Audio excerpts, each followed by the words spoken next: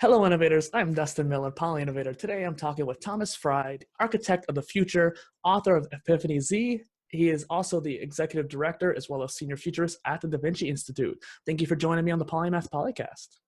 Well, thanks for having me on. This sounds like a fun topic. This is a show about becoming a poly-innovator as well as just trying to find unique topics with each different guest on the show. Please say hello to the innovators in the audience. Well, hi, everybody. We're going to have a good roller coaster ride today. Definitely. We're here to talk about the future of internet, education, smart cities, and just much, much more. Hello, and welcome to the Polymath Polycast interviews and discussions. When I first reached out, I was actually talking to Mikhail, and I wanted to say on the record, too, I'm very grateful to her. And as her email signature states, she's the secret agent for the futurist, Thomas Frey. So I hope that I don't give away her role there if she's a secret agent, but I just wanted to share that interesting bit of detail. Yeah, she was my speaking agent. And then I said one day, I says, why don't we just make you a secret agent? And she liked it. And so we've ran with that title. I love it. And the way I like to kind of break the ice is to have you share something about yourself that no one knows about you. I was born and raised on the back of a John Deere tractor up in South Dakota. That's definitely interesting. I have a farming background, but there's, as a child, I spent all my days driving around on a tractor. Mm-hmm. And there's absolutely nothing to do when you're on a tractor driving around. And so it forced me to actually being alone with my own thoughts, think through things and try to keep myself entertained intellectually while I was just driving on a tractor. Now, I tell people what this did is it given me the ability to master the fine art of contemplative thought. But I'm pretty sure I haven't mastered anything, and I'm not even sure what that means. So, but there is something very unique and different about being alone with your thoughts, being able to spend time, unplug yourself to think about things that you would normally not be thinking about, and let your mind run with it. Definitely. And so we've actually developed this newsletter that we send out, and it's a Foresight Journaling newsletter, where I send out questions to people every day. And it's a series of questions that they spend time alone thinking about these questions. And it's designed to help generate an interesting perspective on how they think about the future. So it's based on what's referred to as contemplative inquiry. And this idea of asking questions, and I think there's great power in questions, and so it's an unusual way of getting at things that are going to be happening in the future. Definitely. And what's interesting is that I resonate with that introspection. I actually, we're going to talk more about that later on too, but I actually need to work on my own introspection. In the past, let's say 6 months or so, I haven't really done much meditation or just self-reflection as much as I used to. And I realized that was a critical error in my own lifestyle that I need to work on more. So I'm definitely interested to see more of that. Yeah, I think it's so important that we come at all these problems that we're dealing with, and we need to put blinders on and block out all of the noise that's out there. And there's lots of noise out there. And we learn to come at all these problems from a lot of different angles. And once we're able to do that, we can really come up with some fascinating solutions to the issues at hand. And I think there's great power in doing that. So you got the DaVinci Institute, and you're Google's top-rated futurist speaker, and various personal brand content going around, I could tell. But what got you started before all of that? What was your mindset? Well, I was trained as a human factors engineer, which dealing with ergonomics. It's the man-machine interface, and there's three things in life that we interface with most with our physical body. Our physical body most comes into contact with the shoes we walk in, the chairs we sit in, and the beds we sleep in. Those three items. Now, the interface for our mind is vastly different. That's audio, information, video information. So the inputs for our mind are vastly different. But when we think about the interface that we have with the world around us, that's the failure point of most startup businesses. They don't get the interface right. Now, what I've been spending a lot of time recently looking at is this idea of how we interface with the future. How does mankind interface with the world ahead? And we don't have good tools for doing that. And it's an area that there's virtually nothing's been written on. But our interface with the future is so critically important because it affects all of us. Yeah. I mean, and if we could figure out a better interface for the future, then that dramatically changes kind of our understanding of it and how we work with it and deal with it. Well, most people aren't just thinking about the future in a way. I remember you using an analogy in one of the videos I watched of you where most people are facing away from the future and you're trying to get them to turn around and face it more head on. Exactly. Because the past is very knowable. It's very easy to see what's happened looking backwards, but we don't have good tools for looking at things that are ahead of us. So if I can help devise better tools, that'd be a great approach to doing that. Do you think introspection, like you were mentioning earlier, or various other mental models are supposed to be helpful for that? There's a number of different things that can help. As an example, there's certain aspects of the future I can predict with a very high degree of probability. As an example, I can predict that the Earth's going to be traveling around the sun in roughly the same orbit 50 years from now. I can predict that with a high degree of probability. I can predict the moon traveling around the Earth, the tides rising and falling, even the seasons, summer, winter, spring, and fall are going to happen again and again. And even to the point where I can throw a handful of seeds into the ground and expect a certain percentage of those seeds to take root and start growing. And so there's lots of things that we can predict with a high degree of probability, to the point where we can even plan a birthday party 2 weeks from now. And that birthday party, in all likelihood, is going to occur that we control enough pieces of things happening around us that we can be sure that that birthday party is going to happen. But the things that we have the greatest difficulty controlling are things dealing with the weather, with animals, and human nature. Those are the issues that we have. So to the extent that we can develop better tools for kind of predicting the movement of those three issues, then that gives us a better control over where the future is going. Kind of diving into the question, since I think this leads into it pretty well, is the species or business most likely able to adapt to change, or is the ones that's most likely to survive? How do you foresee entities such as the people who are trying to predict the future, or not predict, but be a futurist in a way? How can they be most adaptable to the post-COVID and economy kind of lifestyle? So having the ability to attack things from a lot of different angles really gives you an understanding of what's happening. If you're starting a new business, if you're inventing some new technology, you really have to put blinders on. You have to block out lots of things that are going on. As an example, I was reading an article about two different innovators that are trying to attack the problem with weeds on a farmer's field. Weeds are one of the biggest problems that farmers deal with. And up until now, really the only tool they had to work with was chemicals. And so they were spraying chemicals on the fields. And basically no farmers like working with chemicals. They hate that, but that was the best alternative. They didn't want to get out there and physically pull all the weeds themselves, which becomes a physical impossibility. And unless they have zillions of migrant workers that want to work for virtually nothing, which isn't too likely. So they resorted to using chemicals, and they got better chemicals and trying to reduce the amount that they're using and everything, but it's still causing lots of problems. So two of these innovators have started working with robots, and they found that if you have weeds that are growing, if you continually mow the weeds off, the weeds eventually die.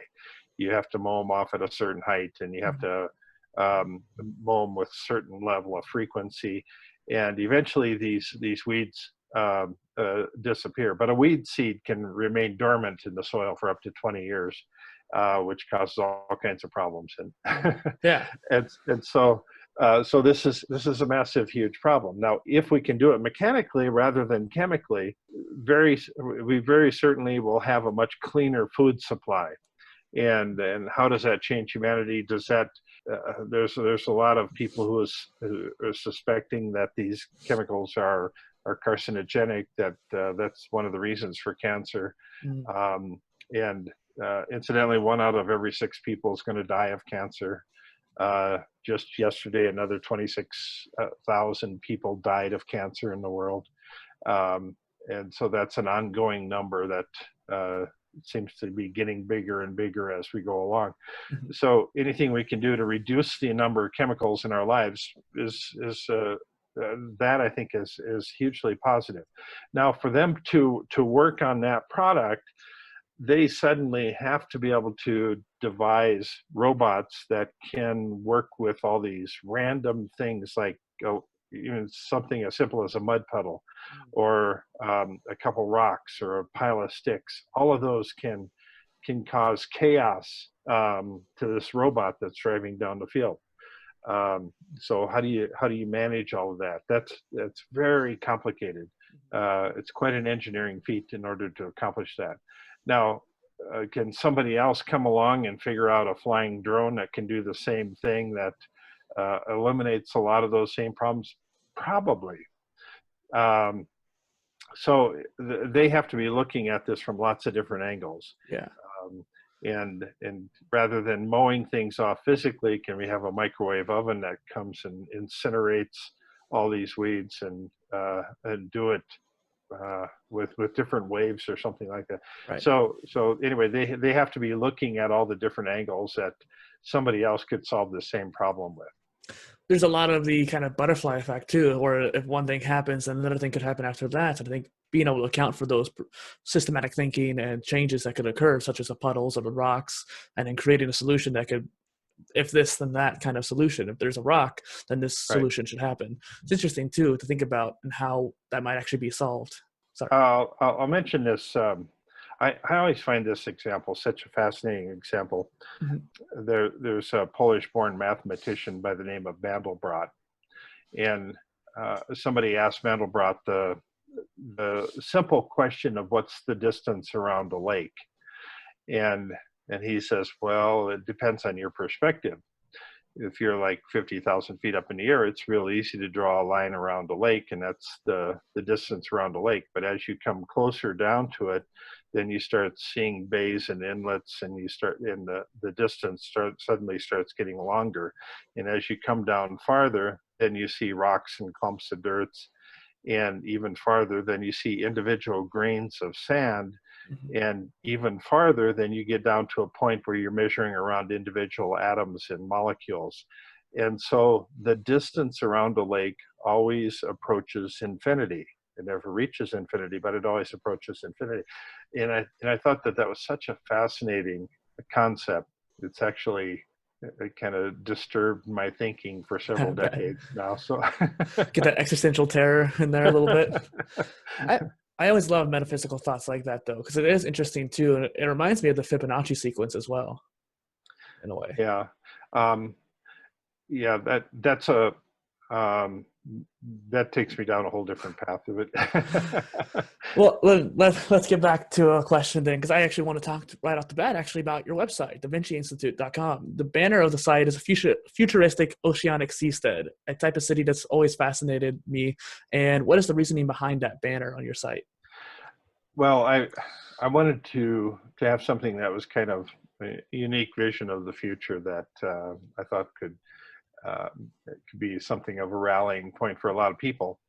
Have I got this desire to create a seasteading platform? I wish I was a lot younger so I could do that. But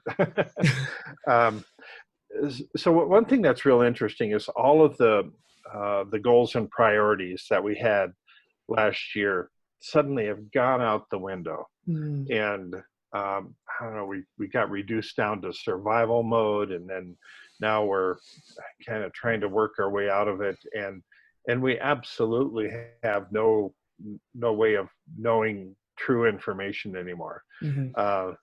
Every set of numbers that comes out, you have another set of numbers over here that counteracts it. And so just when you think you know what's going on, there's somebody arguing the other side of the equation. And so I pretty much stopped listening to any of the information, because I can't, nothing is believable anymore. Mm-hmm. And it's interesting how we got to a point like that we can't trust or believe anything. But it has changed our motivations. It has changed our goals and the way we see society. And it's given us, it's like hitting the reset button on society. And it's giving us time, a pause to reflect on ourselves, on our lives, on our goals, and try to reorient our priorities and see, well, what's important now. Yeah. And that's critical right now. So Hollywood's going through all this right now. I mean, it's changed our definition of what a hero is. Mm-hmm. It's changed our definition of a villain, and what's important about who the enemies are in a drama. So Hollywood is trying to remake, redo all their thinking, because this is a definite demarcation point in all of Hollywood. We'll have the pre-COVID movies and television shows, and then the post-COVID, and so there's got to be a ton of storytellers approaching the movie executives right now, saying, "Hey, I've got the answer," and it'll be fascinating to watch what they come up with. But we're kind of looking for the storytellers to pave the way for how to think about the future. That's kind of how we always acted as a society, as storytellers, being able to help guide us and idealize the kind of future in a way.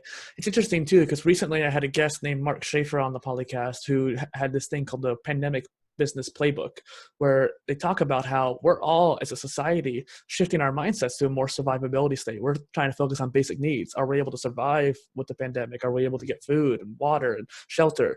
Because there's many people who are not able to pay rent and they're going to get evicted, and that's a big thing happening right now. And so it's an interesting playbook, because it talks about how you can think, that how we all think differently, and how we should react as businesses and podcasts and just creators in general. Right. And then where's our attention going? Because that's the real currency of the day. Where are people willing to spend their attention? As an example, right now, virtually every newspaper magazine has thrown up a paywall, and so you have to subscribe to everything. Now, that's just not workable. I like reading 100 different publications, bare minimum, every day. Scanning headlines, trying to find out what's changing in the world. And then suddenly I can't dive any deeper unless I pay a monthly subscription rate for all of these. I just don't want to be dealing with that many subscriptions. There has to be a better way of doing that. And so I'm waiting for somebody to come up with a solution to that. I think there's a great opportunity there. Yeah. Well, this isn't necessarily a solution for many people, but medium.com kind of got on my nerves with that, where they started making almost every blog post on their monetized, and if you don't have the subscription, you can't read them. However, I have 4 different browsers on my computer, and each month each browser or IP address essentially could have 3 free articles. Not to mention too, if you have a private window, that acts like another browser essentially. So I would just open up all 4 browsers twice, the normal mode and the incognito mode, and then just read 3 articles per browser, so it ended up being like 18 total or something like that. Yeah, that's interesting. For most people, that ends up being kind of a painful workaround. But managing payments to all of these different places is a painful experience as well. So I would like some service where I could just pay 50 cents for every article that I read, or something like that, and much more simple. be done with it. because I certainly don't want to sign up for $10 a month for something that I might read one article every 3 months. Mm-hmm. I read stuff on Al Jazeera, the Chinese websites and the Korean websites, and the German and South American. All of these, I like to get little bits and pieces of what's happening around the world, and I don't read them with any frequency, so I certainly don't want to subscribe. And I think most people are in that same boat. Yeah, that reminds me. I think I saw an interview with someone speaking, I believe, Japanese. How many languages do you speak? Out of curiosity. How many do I speak? Yeah. I only speak one, which okay. Sometimes I'm not even sure I speak this one very well. So. Do you understand many languages then? Oh, I can understand bits and pieces of things, but basically no. Okay. Every year I have been in the past going to 8 to 10 countries a year. I have translators around me, and a lot of times when I'm on stage, I'll have what I'm talking about translated into 6 to 8 different foreign languages. Depending on the type of conference and the group of people and all that, they can get fairly complicated. One thing I really wouldn't relish the life of being a translator sitting in those little stuffy booths in the back of a conference room. Yeah. I think they need to treat those guys better, but yeah, definitely. That's fascinating though. I've always thought about multilingual content. So there's some people like Gary Vee, Neil Patel, who are translating their content to different YouTube channels and blogs. And I thought that was interesting. Yeah. There's value in doing that.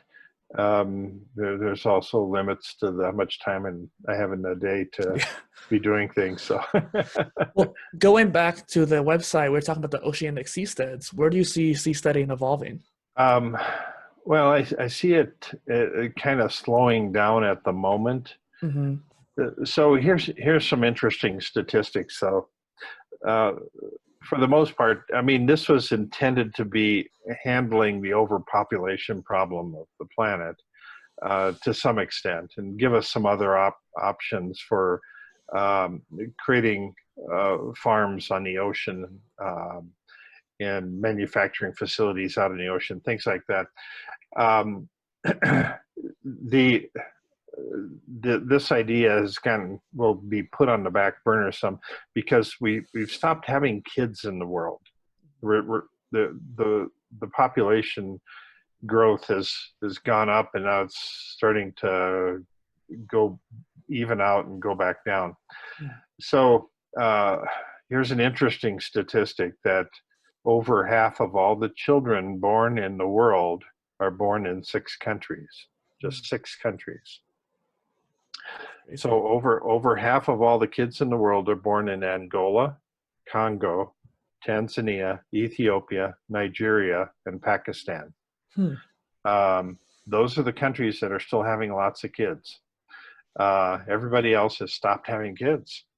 Now, will they continue to have kids long into the future? Well, it depends on the culture and lots of other issues. Generally, you reach a certain income level and you stop wanting to have that many kids. But these are also countries that are not known for having great education systems, are not known for having many U.S. interests anyway. So as the U.S. has kind of thumbed their nose at these countries, which I think is a wrong approach to all of this.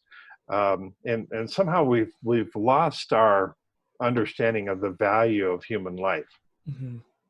We have kind of trivialized human life. We're saying we have too many people in the world, that we need to have fewer people in the world, and things like that. But we don't really understand the value of human life. The way I look at it is the human species is unique to this planet. It doesn't exist anywhere else.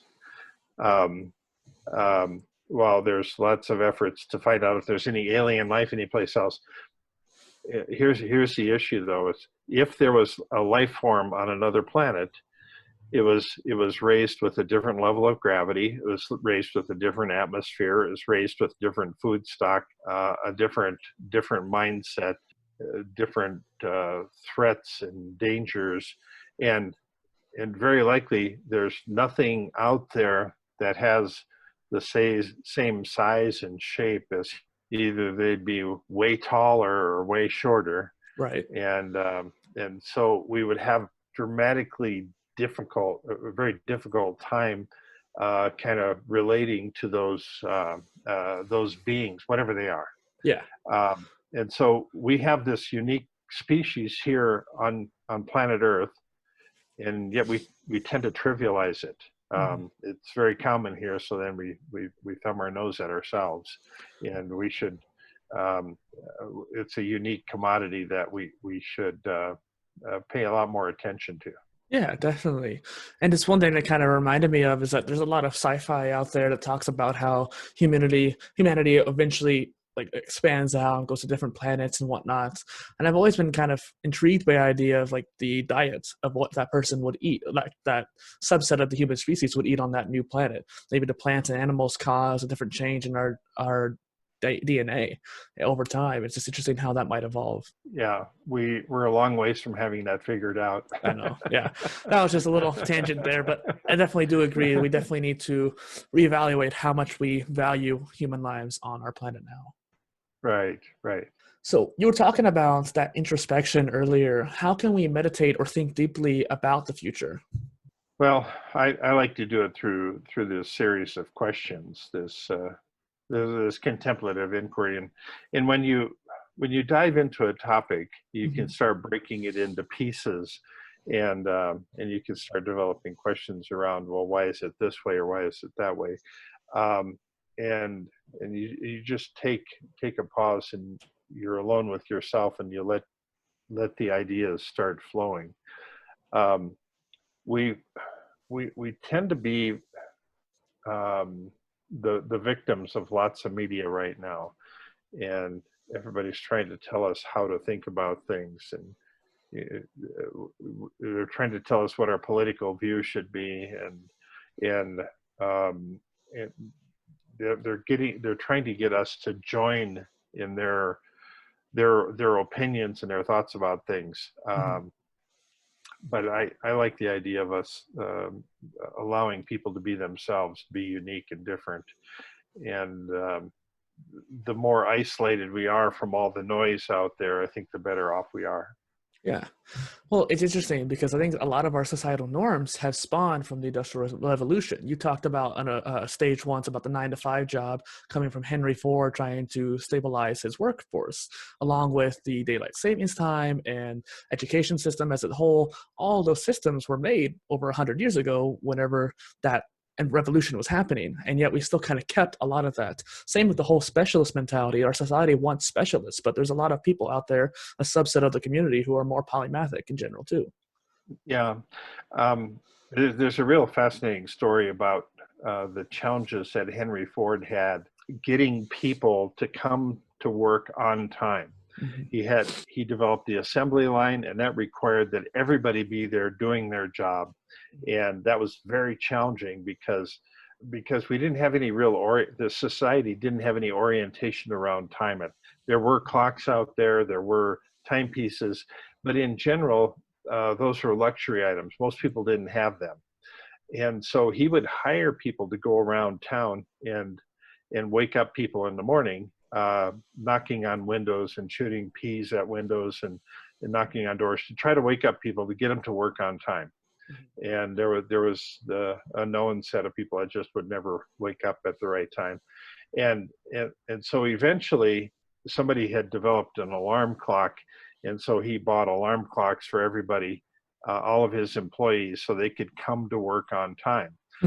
Now Henry Ford was very instrumental in imposing time on society. Before that point, everything just kind of happened, more of a happenstance thing, that we can just go over to these people's house and knock on the door. We don't have to set an appointment or any of that. I ask this question a lot of why do we why do we set meetings for 3:15 in the afternoon? We do it because we can. But before Henry Ford's time, we couldn't do any of that. And so he was very instrumental just in that, and he never gets any credit for imposing time on society. And I'm not even sure that it's a good thing that we had to have done that. Yeah. Because that creates a lot of rigidity in people's thinking. And now we're starting to work from home. And so that gives us a whole different perspective on how important is time. Well, setting up a call with you here is important that we both synced up at the same time, but the rest of our day can float and meld around other things, and that's vastly different. So anyway, that I just thought that was such a fascinating story. No, I definitely appreciate you sharing it. It is interesting too, because it comes down to the idea of sleep chronotypes and when people circadian rhythms are working. I was always a night owl, so having to wake up for school and for early work shifts, it always had a hard time on me. I could never be focused until 10 a.m. anyways. And there's a lot of people who are early birds, and yet 9 o'clock's too late for them. Yeah, at one point I wrote a column on this concept of circadian time. Now, all of our time right now is oriented around the center of the day, 12 noon. And so when we go into the different seasons, the beginning of the day shifts dramatically. But when daylight occurs, it shifts dramatically much earlier and much later throughout the seasons. Now, if we were to reorient our timepieces around daybreak, just when the sun comes up, if we set it so that was exactly 6 a.m. every day, as sunrise was 6 a.m. And then the end of the day would pick up all the slack. Then the end of the day would get much, much longer or much, much shorter, depending on the season. But it would tie in much better with our circadian rhythms than right now. Because right now we're forcing ourselves to get up on because of some number on a clock, rather than what's natural for us. And that I think is an important distinction that we're not paying any attention to. Definitely. And I think that with the pandemic as well, there's been a lot of people who've been working from home, as you talked about the future of work too in the past. And I think it's interesting because people are starting to actually work with their circadian rhythms more so than the 9 to 5 hour span that they originally had. Yeah. There's another, if you go back into history, this ties in some interesting ways. So if you go back to the time of the Greeks, we had several famous Greek mathematicians. We had people like Archimedes, Pythagoras, Euclid. But when we get to the Romans, we didn't have any famous Roman mathematicians. And it wasn't because the Romans were somehow dumber than the Greeks. They were very bright people. But it was because they used Roman numerals. And Roman numerals is a pretty stupid numbering system. The big thing, it didn't have the ones, the tens, the hundreds, the thousands. Every number itself was an equation, and that prevented them from doing any higher math. And so I like to use this question of what systems do we employ today that are the equivalent of Roman numerals that are preventing us from doing great things. See, when you put that type of lens on and you look at society, we have a calendar system that makes no sense whatsoever. We have 30 days, some months 31 days, other months, and then we have February. Yeah. Is that ever going to change? I doubt it, because that is so ingrained in society. It'd be very difficult to make that change. We have things like daylight savings time. We have tax codes that make no sense. We have all these systems that are being imposed on us that really don't meld well with our humanity, with our ability to get things done and get things accomplished. And so I think that's a great question to be asking. Yeah. Speaking of calendars, there's Kierkegaard is a very famous YouTube channel for education purposes, and they talked about the calendar and how the 2,000-year cycle, or since AD and BC, doesn't really make much sense, especially considering that human history started around 10,000-12,000 years ago. We started recording history a while back then, and yet the way we count it is if it's 2,000 years old. That kind of thing doesn't quite work out. So they actually made a calendar that's 12,000 years, and it's really interesting how they went about it. that kind of leads me to the next question then. Those with the clearest vision of the future will naturally rise to the top. How can we have that clearest vision then? How can we see past those systems? Yeah, it's a great question, and we're working on a number of different tools. One that I tend to use is this one called situational futuring. So as an example, if we take some piece of technology and stretch it out 10, 20 years from now, to the logical kind of nth degree where it's going to go, then you start asking the question, well, how will that affect an entrepreneur? How will it affect a housewife? How will it affect a teacher or Mm-hmm. a city official? And then you start creating these little scenarios around these little vignettes, stories about how that affects those people. And then you start piecing all of these items together, this mosaic, and turns into this massive puzzle piece, masterpiece that you put together. So it gives you some vision of where we're going that way. That happens to be one tool. There's other trend forecasting systems. There's Foresight Journaling, the asking of questions, which is an interesting tool. There's ways of doing what's called backcasting, where you place yourself at a certain point in the future and you talk about what items are around you, and then you ask the question, how do we get here? Mm-hmm. So then you can create headlines like we have 50% of the patients coming into a hospital that we had in the past. How did we get here? Mm-hmm. And then what's the technologies that made that change? Or the population of people are intensely brighter than they were in the past. I see. We have this responsibility right now, and we don't take it very seriously. We have the responsibility for transferring everything we know as a society from one generation to the next. Mm-hmm. And the tools in the past that we've had for this are very, very crude. We've been using schools and colleges and things like that, and we've focused on just a few core items. But there's so many things I think that are important, and we're putting all kinds of limits on ourselves too. Yeah. The colleges and universities, as an example, they want you to go through their branded education. They want you to take their courses, and then you can get a bachelor's degree, a master's degree, a PhD, but that's it. Yeah. And so we put limits on it. If somebody wants to get 157 PhDs, that's just not doable.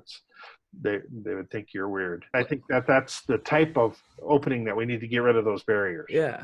Well, there's the idea that it's human nature to have lifelong learning. We are learners by nature. And if we limit ourselves, like you're saying, it's terrible on us.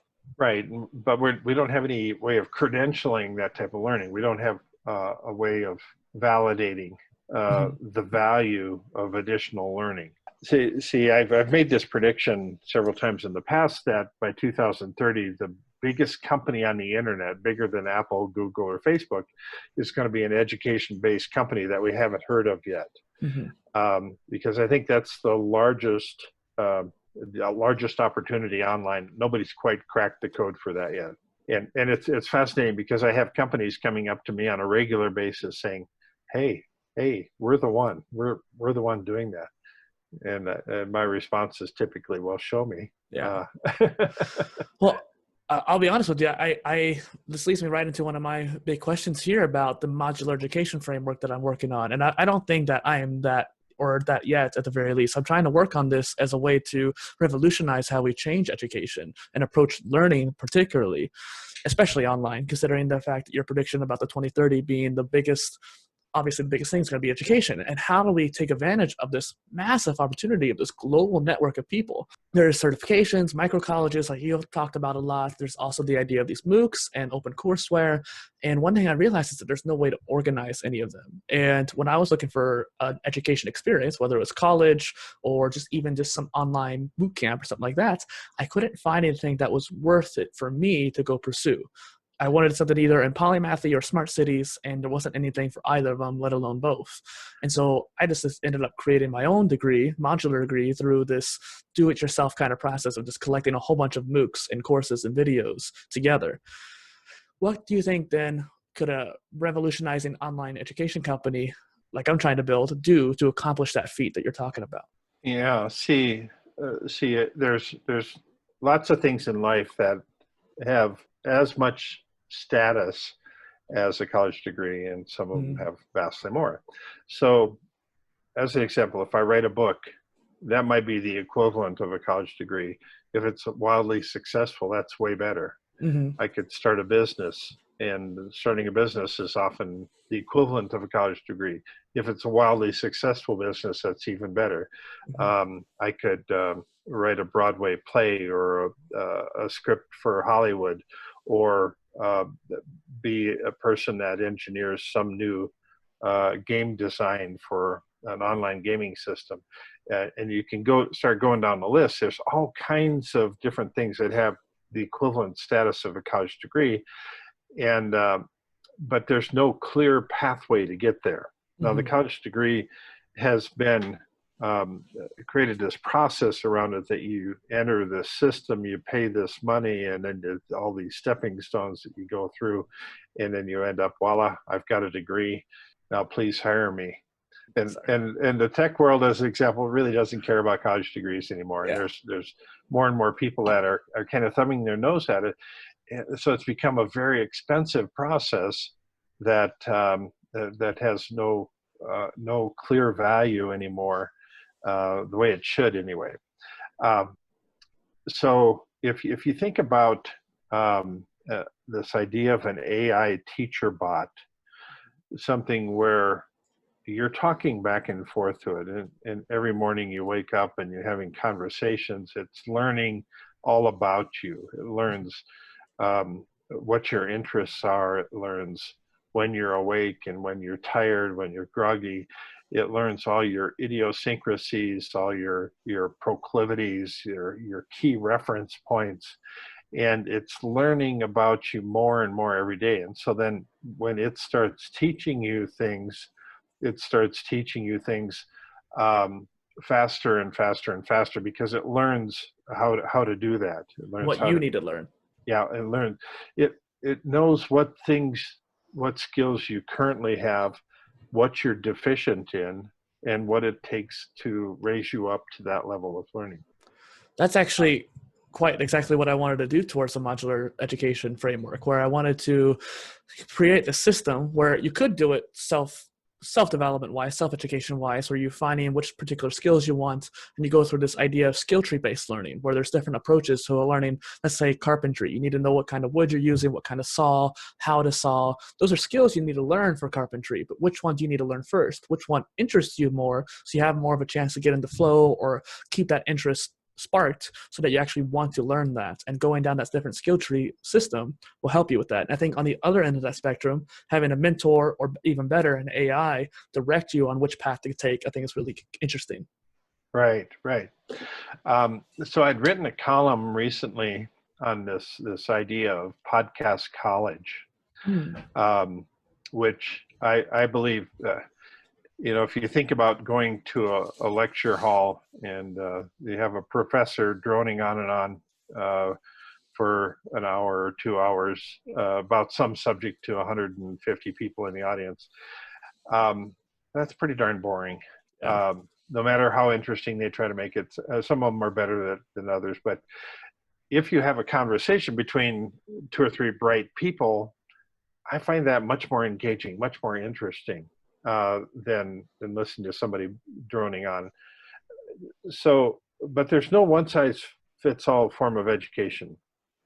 If you're going to learn to become a bricklayer, you actually have to be laying bricks. Or being a plumber, you have to work with pipes. You have to do it. Yeah, you physically have to do it.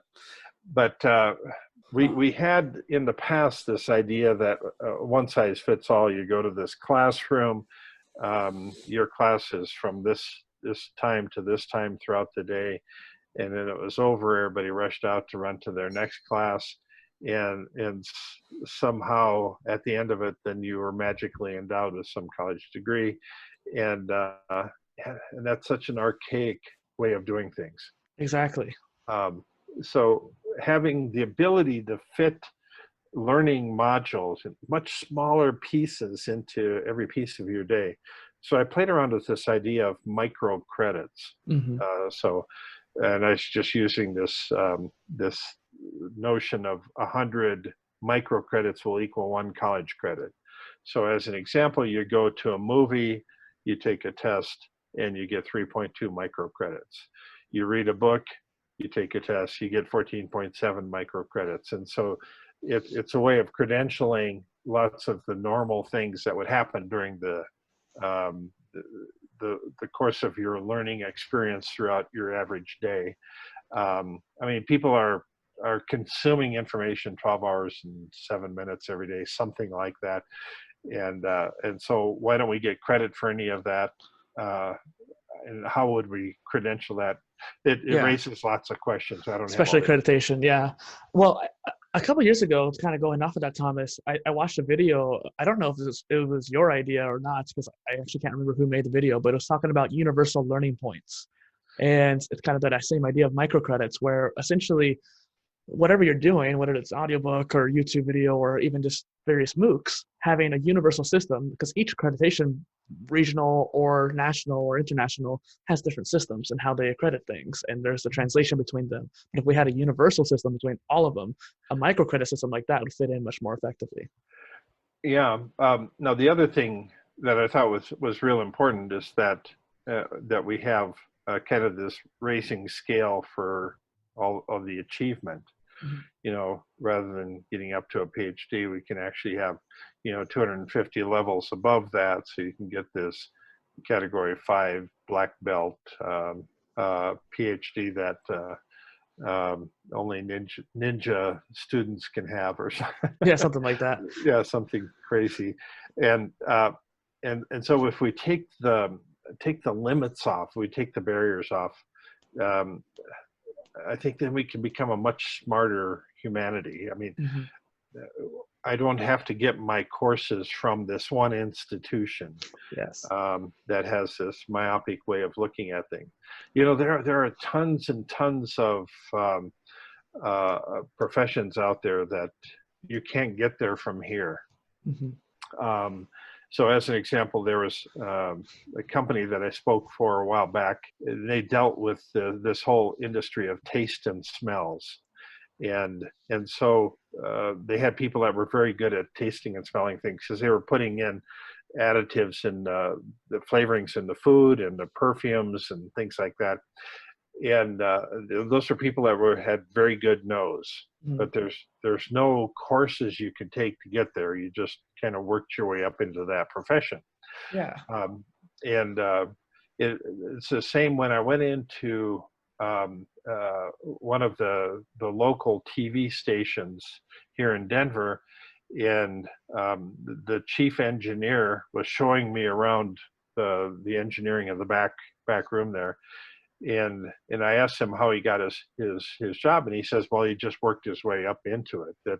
That there are no courses for getting into that position. He says all of the engineering people in the TV world, they all know each other, and they all have achieved it through the same way. So if you go to NBC, CBS, back in New York City or in LA, they're the same way. Those Hmm. people have just gravitated towards it because they somehow understand the equipment, they understand the wiring schemes, and what happens when you add this component to that, and they love doing that type of work.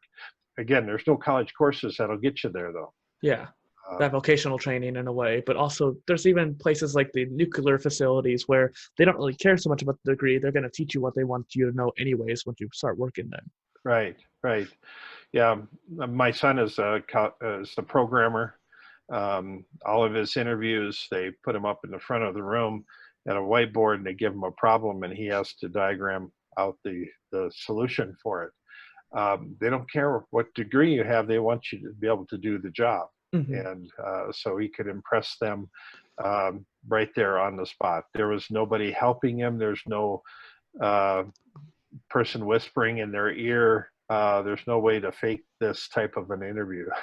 Well, and the problem with that too is that it's not really realistic, because in most cases you'll have a collaborative aspect when you're working in a company like that. And not to mention too, most programmers just look online for a solution rather than try to know it themselves.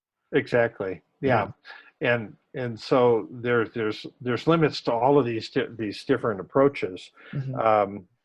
But we certainly have an education system that's holding us back. Yeah. And I would like to take the limits off of it. I think that we could aspire to be a much kind of a whole different breed of humanity, so to speak. Thomas, there's a point you made I wanted to touch back on, is the gamification aspect. You talked about taking the limits off of the PhD or master's level degrees and how there's can be new levels beyond that. And Right. that kind of is the same inspiration why I created that skill tree based learning idea as well, where you take the same idea from a video game, such as the leveling system or the skill tree based system, and try to apply it towards education. Because there's no reason why we couldn't have that more gamified sense. Absolutely. I think that's an important aspect of this. You know, there's so much of the status and who you are and everything, and I always say that this obsession is underrated. I think people who become obsessed with doing artwork, people who become obsessed with, I don't know, driving for 50 hours straight, or being a jogger or runner. I mean, these people are accomplishing things that are outside of the realm of anything that I know about. But I think they should be empowered to do that. I think they should have, they should be encouraged to do that. Mm-hmm. I don't want them to do it at the expense of everything else in their lives, but there's ways of solving those issues as well. But I think that kind of comes down to the idea of the more polymathic people as well. Kind of going back to the idea versus the specialist and the generalist, is that we've come to that conformity notion of being a specialist, having one skill that you're really good at. But I think a lot of the more generalist population are the people who get more obsessed. I think that entrepreneurs are almost the modern equivalent of that, in a way, where people who are obsessed with some kind of topic or wanting to learn something, they're going after it in the way they know that they can. Right. Yeah, we have many more examples of that now than in the past. See, one thing that doesn't get talked about much is the internet is raising our awareness of the world around us dramatically. Mm-hmm. So we're much more aware of everything happening surrounding us in the world. That, I think, is so critically important to understand, because, you know, as a child growing up, I always thought that people in China, they were different, they were weird. I didn't know if I should trust them. We saw very few photos of people in China. That was this whole mystery area over there. Nowadays, I mean, you can be in the middle of somebody's life in China, or in any other country in the world, and you can see how they celebrate a 2-year-old's birthday party, and what's important to them, and and how they live their life. So we identify with the rest of the world in a much better way than ever before. Well, and we noticed that countries like China, Mexico, US, India, even with these vastly different original cultures, where there's the different religions or the different practices they may have, there's a lot of similarities between most religions and also just cultures in general. If you look at different countries around the world, they need food, people need water, people need to live, they need to be educated. There's all these similarities anyways. Right. And they're all trying to survive. They're trying to get by. They're kind of muddling their way through society like we all do. Yeah. And the people who come across as definitely having their act together, yeah, they really don't. This idea of the internet changing us, there's actually Gary Vee, someone who's both liked and disliked, but he had this concept I think is really profound, is that he talks about how the internet is not changing us, it's exposing us. Like you were saying earlier, it's just exposing who we are in general. If there's bad people out there, it's exposing them. If there's good people, it's exposing them. Yeah. I had a column recently where I was taking that idea to the extreme. Sounds like my cup of See, tea. the very first photograph was taken in the early 1800s. And every year since then, we've had more and more photographs that are taken. Now it's estimated that in 2020, we're taking 1.4 trillion photographs this year. So if you take that to the extreme, Hmm. sometime in the future, we should be able to have something attached to us that is recording everything we see all day long. And there's a Japanese researcher that a little over a decade ago that was exploring this idea and being able to, if he lost his keys, an example, you just go back and find where you left your keys. Mm. So if we're recording everything we see all day long and we're viewing everything around us, and we have billions of people on the planet also exposing everything they're seeing, then the chances of somebody getting away with something are pretty darn slim. Yeah. But is that a world that we want to live in? Minority Report, something like that. Well, it's even worse. I mean, we know everything about everybody. This idea of radical transparency. See, there's a lot of radical transparency advocates out there. They think if we know everything about everybody, that we live in a much safer world. But see, if I know everything about you, credit card numbers and all that. I know your credit card numbers, your bank account numbers, and your passwords. And so we lose our ability to own things. And that ownership ability is foundational to the way the world works. And so we all need some sort of a privacy bubble around us, but it hasn't been defined legally. It hasn't been defined technologically or culturally. And so we're trying to muddle our way through this, and we don't have a good way of kind of rationalizing the whole thing. Yeah. What's interesting, you talk about the radical transparency. About a decade ago, when I started my first blog, I talked about radical honesty. So I came across that concept, and it was just very fascinating to me. If you could be honest with everybody, then the communication aspect, you wouldn't have as much of that issue with communication. But like you said, the privacy concerns above that.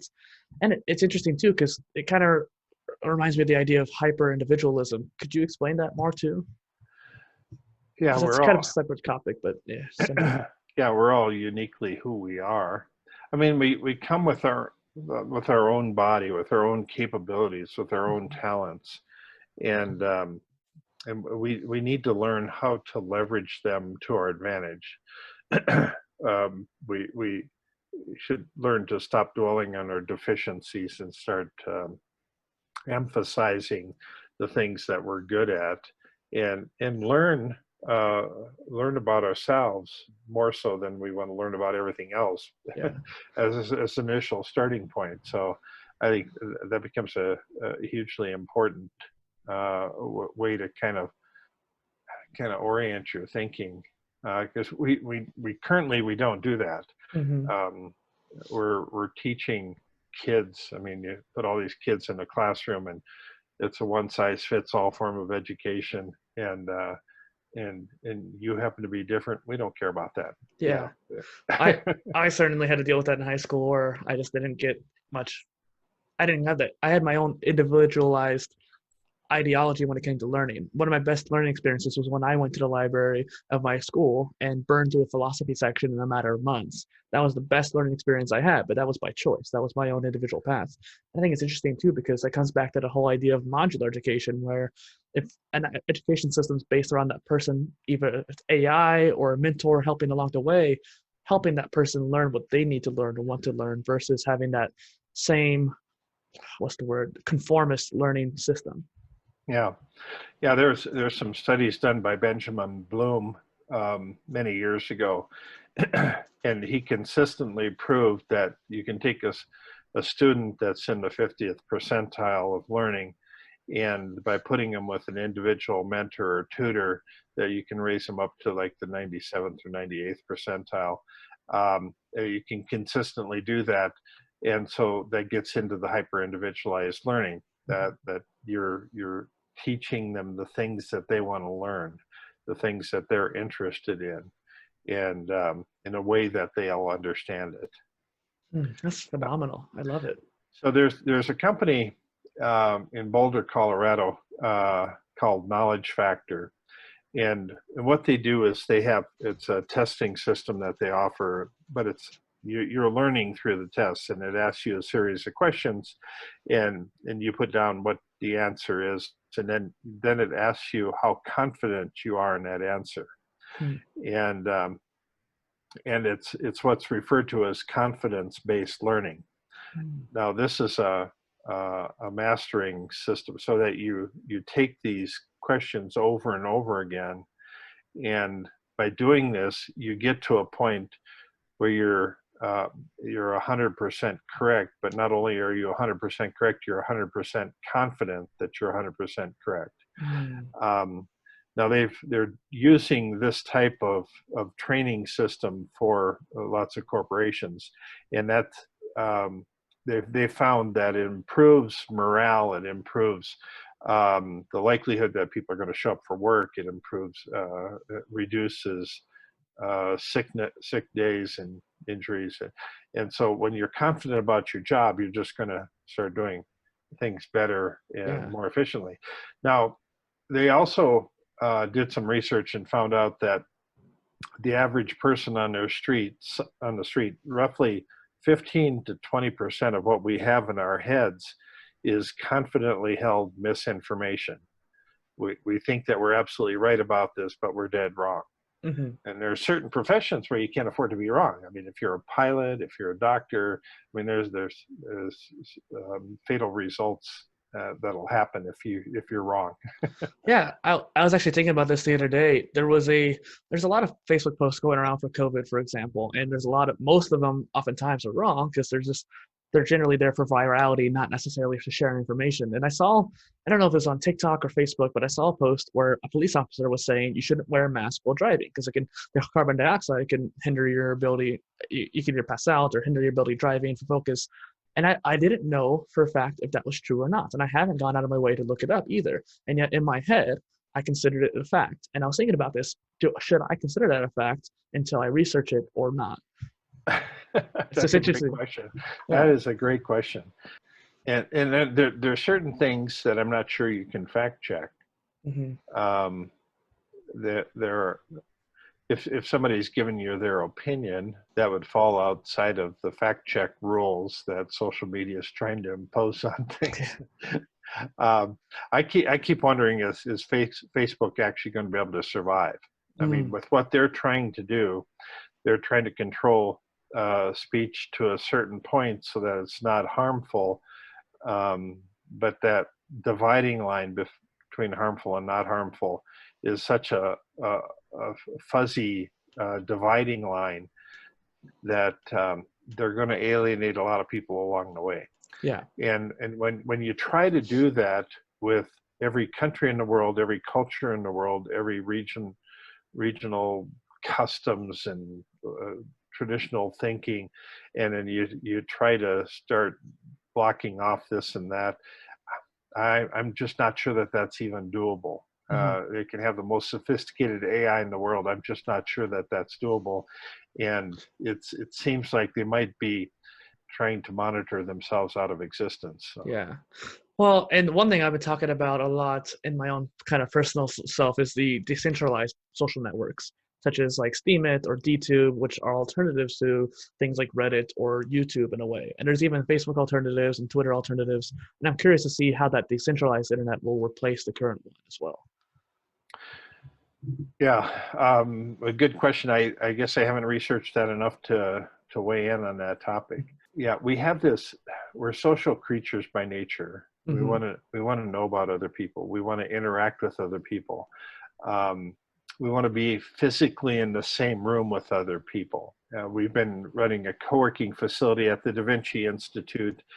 And years ago when I was working at IBM, everybody was very tight-lipped about things. If I ran into a problem, I had a hard time prying information out of people to help me with this problem or that problem. Right now, I can walk down the hallway and talk to half dozen different people, and I can find answers. Mm-hmm. They're all coming from different industries. They all have similar type problems, and it's very refreshing. A vastly different world than what I came from. Yeah. Well, And that kind of leads me to the next question here too. Considering your wide-ranging interests, then would you consider yourself to be more of a generalist or polymath or aspiring polymath in a way? Well, there are certain areas that I'm better at understanding than others, naturally. Yeah. But I wouldn't know how to put a label on myself, actually. So that Yeah, would that's fine. probably be a fair assessment.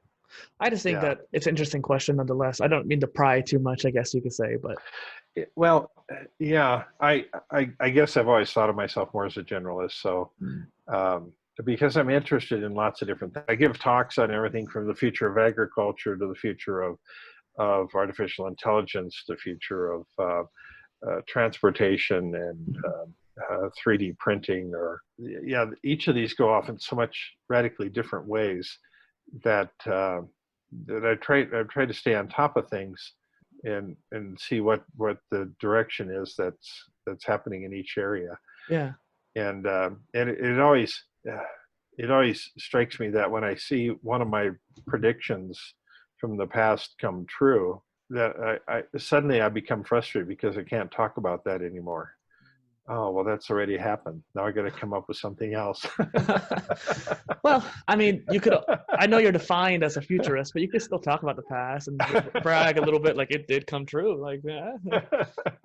Well, and you Yeah. were alluding to like before the recording, you're talking about how there was a lot of different questions about a lot of different things. And I was just thinking that like, considering your wide ranging interests, that's probably the best for you where it's dipping into all these different cookie jars. Right. Right. So what's interesting right now is that we have the ability to do research in so many different directions, and and that's where I get frustrated with all the paywalls coming online right now, because that's definitely limiting my ability to search things out like you used to. Mm-hmm. So a lot of the fundamental tenets of the internet in the 1990s, information wants to be free. Yeah, Well, yeah, not really. not anymore.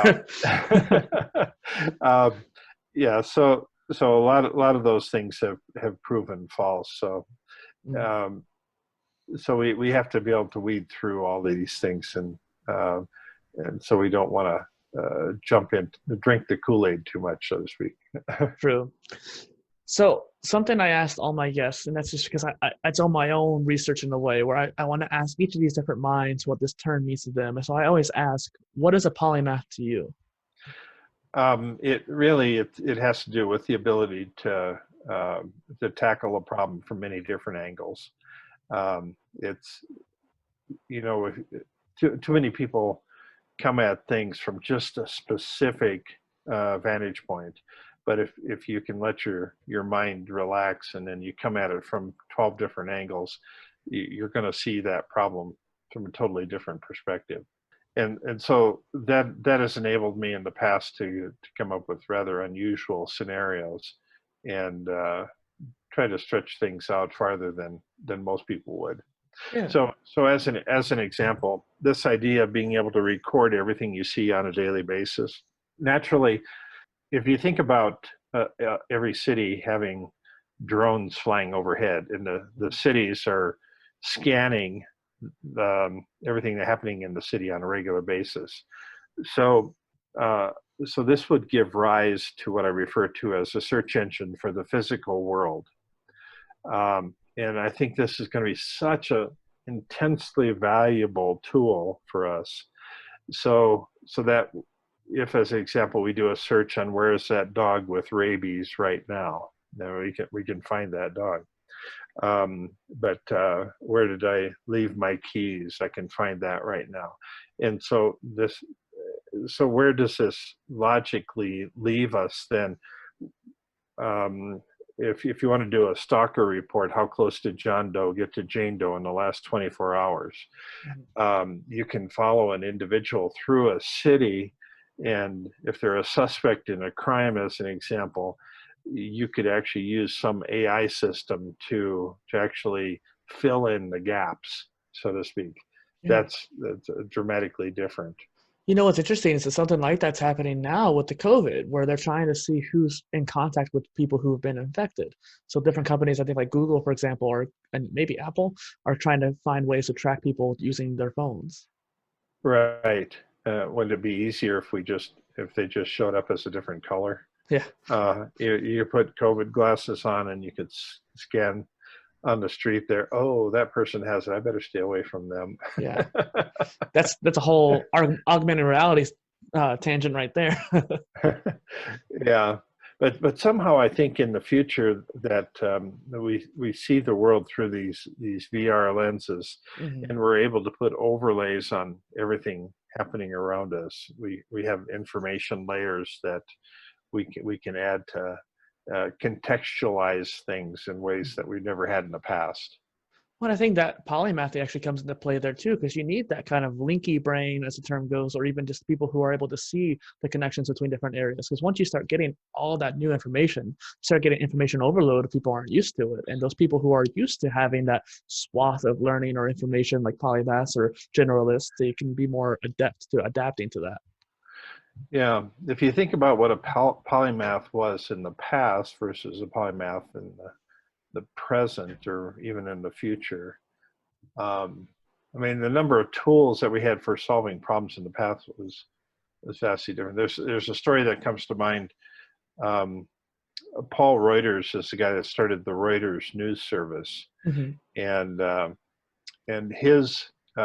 his tool of the day, his technology of the day that he was using was carrier pigeons, and he figured out how to use carrier pigeons to fly across the Ural Mountains in Europe, and he was able to uh, dramatically cut down the time it took to get news to the other side of the mountains.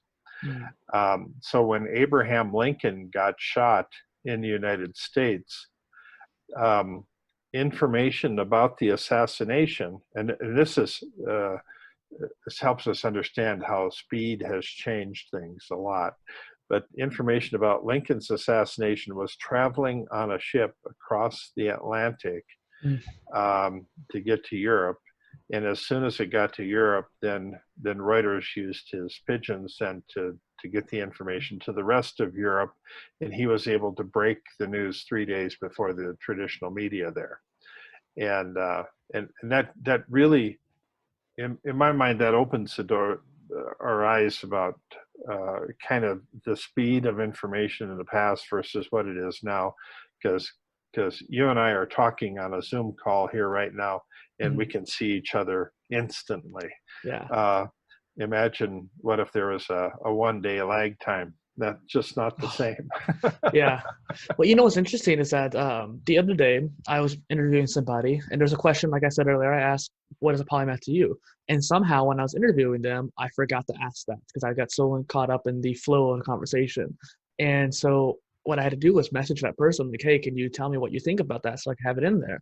And it was a lag time between the questions. And I was just thinking, too, like, what if I missed a question with Thomas here? How would I get him to answer the question and still be able to put it in the video? Or I was thinking, well, maybe we could email back and forth and have him record a video or something crazy like that. And the delay in that versus us doing this right Right, here is just insane. right. Yeah, so we take these things for granted, and uh, Mhm. I mean, it's such a vastly different world than Mhm. just even 20 years ago. Uh, and I don't know. I love all the technology. It Mhm. drives me nuts most of the time, but I love it. So this kind of leads me into another question here then. How can we use the internet's global communication system to grow human civilization forward? Yeah, that's a great question. Um, Kind of a loaded question. yeah, well, in the past, I would think that this awareness that we have of the world around us should give us vastly better grade of information than ever before. But the quality of news that we're getting seems to be going down. It seems to be deteriorating. We're not seeing the accuracy, the insights that we were in the past. I'm very disappointed in the ability for somebody in the background to be manipulating all of this information. See with the coronavirus, um, part of the way I think this evolves is we reach a point where um, we're going to start casting lots of blame on this group or that group. Mhm. As an example, in India, a lot of people are blaming the Muslims. for the coronavirus. In Australia and a few other countries, they're blaming 5G for the coronavirus. And in the US, we're blaming different political parties, and that's what's happening in Europe and other countries as well. Mm-hmm. And virtually everybody's trying to figure out how to leverage this crisis to their advantage. And really, I think that's the wrong way to approach it. I think solving the problem is better than casting blame. Yeah. But that's invariably what we're going to be doing. And so each of us, we're creating our own model of what makes sense and what doesn't. And this idea of right and wrong is It's overrated. It's a free for all right now. Yeah. Well, and it's interesting just because we're sitting here at a time where we communicate as instantly, like you were saying earlier.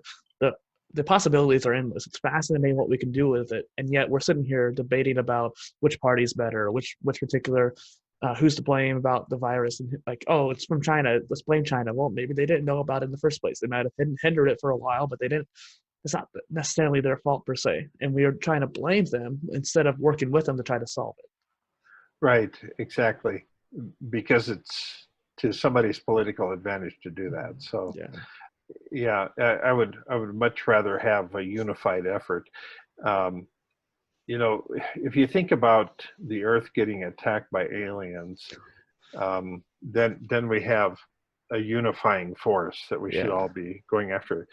And initially I thought, well, something like the coronavirus should be a unifying force so that we're all fighting against it. But so can you imagine the time where we're getting attacked by spaceships of aliens, and the Russians are blaming the Americans for causing these aliens to come down, or that they're not using the right weapons, or we've never really thought of the right things, or China's blaming somebody, and different religious groups are blaming each other. That's kind of what it feels like, that we should have a unifying force fighting against this, but we don't. We don't have accurate numbers. We don't have any accurate systems. We're getting counterproductive information on a daily basis. And that's frustrating on so many levels. But I think that comes down to self-education. It comes like there's the idea of getting information from other people, and that's the problem right now. Where we are getting information from other people. Like I said, for example, my wearing a mask in the car situation, I got that from someone else, and yet I need to have the discipline to go and educate myself whether or not that's true or not. I think that has to go across the board on various different subjects and subject matters. And I think that having self-education being the foundation for world unity. Yeah, I think that's probably right. Yeah. So where do we go from here? I mean, what comes next then? How does the coronavirus end? I mean, if you ask that question, does it go out on a whimper? Do we all go back to doing what we were doing and then just suddenly forget about it? It is the most expensive crisis in all history.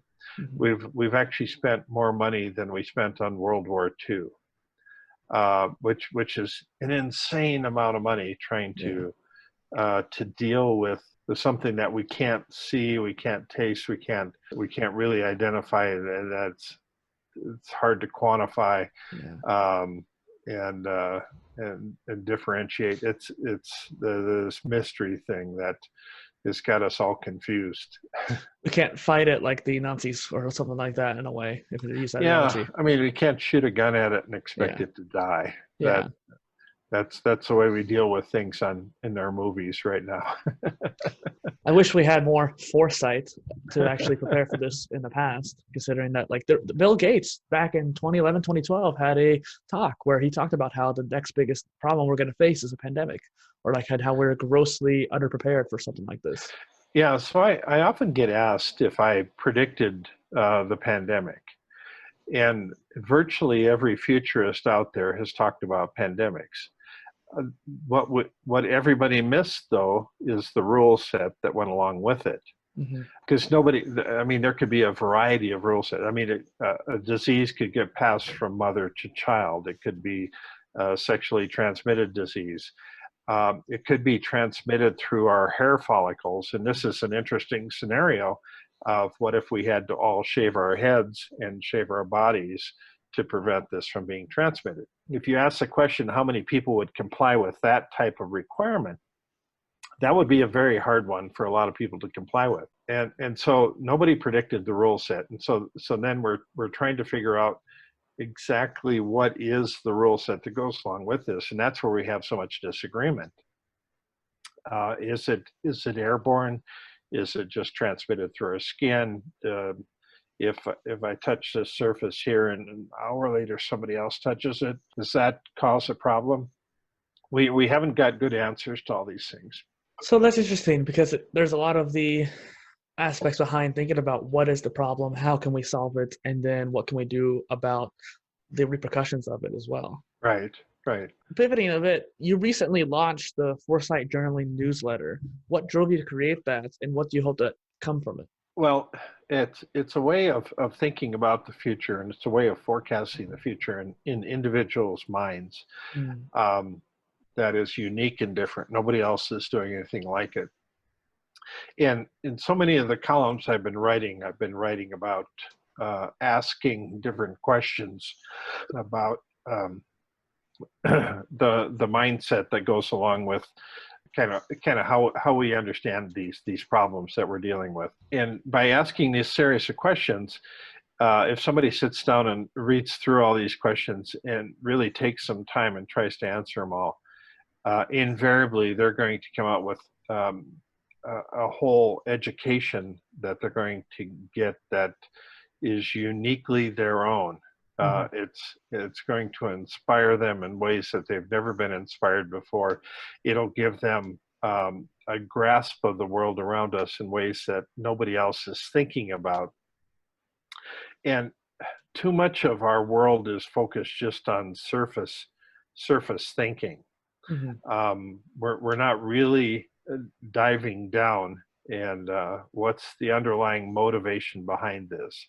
What's the numbers behind the numbers? What's how is this problem, if we think about it three-dimensionally? We're not coming at these issues from all the angles that we need to, and through Foresight Journaling, that will give people that ability to do that.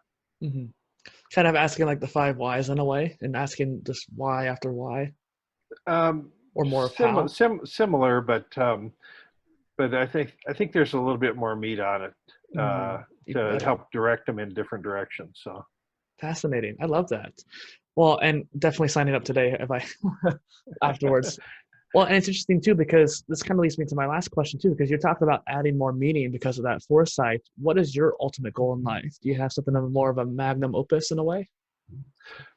Well, I'd always wanted to create this museum of future inventions. What are all the big things that haven't been invented yet? I always wanted to create it as a physical place to go and interact with things. I am currently working with a group in Korea right now, and we're working on creating a theme park on future jobs, so that young people, as an example, can come in and actually experience what a job of the future might be, and kind of get a feel for, immerse themselves in that line of thinking. I think that's so unusual and different that nobody else is quite doing that yet. Yeah, definitely. Well, Thomas, I want to thank you again for coming on the show. This has been a fascinating conversation. I'm glad we pushed back the time a little bit so we had more time to work with there. Yeah, well, this is terrific. So anybody that's interested, I'm on Facebook, I'm on Twitter, on LinkedIn, and I'm posting lots of crazy stuff on there all the time. So yeah. I would enjoy anybody's feedback that they have. That'd be great. But this is terrific having a chance to talk with you. Yeah, thank you. And you beat me to the punch. I was going to ask where people can find you online, but I'll make sure I'll have links in the description for people to find you pretty easily. Yeah, futuristspeaker.com is where I post all the columns that I write, and we have lots of videos on there. I have a YouTube channel as well, so I'm pretty out there most of the time. So. I don't know if you noticed the notifications on YouTube, but I might have liked maybe like 60 out of 85 of your videos and watched most of them. Like well, a lot of them are pretty short too, which is nice. They're like short, Yeah. 1 or 2 minute clips, which makes it much easier to consume. So besides checking out your awesome content and going to your website, what do you think could be the call to action for the audience today? I think we need to embrace the future. I mean, we're going to, it's coming at us whether we want it to or not. As we add more and more technology to our lives, we're creating more and more breaking points, and things are going to go wrong. They're obviously going to go wrong. But our future generations, our children's children who haven't even been born yet, they're counting on us to make great decisions. And so it's incumbent upon us to pave the way for future generations and give them the ability to enter a world and to thrive in it rather than to just struggle at every turn. Yeah. So I think that that's kind of our calling, if you will. That's the charge that we have in place right now. Definitely. You even mentioned earlier in the episode too, the idea that it's a generation's responsibility to teach the next generation what to do next. And what's interesting is that just the other day, my little sister was leaving the light on in her room constantly. And I told her, hey, you need to go turn it off because you're wasting electricity. And it might not matter now, but it will matter down the line. And the habits she learns from that is important. Right. Yeah, just all those little details like that are, I think, important. I mean, are they still going to be important 20 years from now? I mean, 20 years from now, are we going to have squanderable amounts of energy that we can just tap into? That would be fun if we could. Hopefully, yeah. Let's cross our fingers for that right there. Well, yeah. So, yeah, thank you for coming on the Polymath Polycast. I'm Dustin Miller, PolyInnovator, and this is Thomas Frey, the Dean of Futurists on the Polycast. All right. Well, thanks for having me on. Thanks.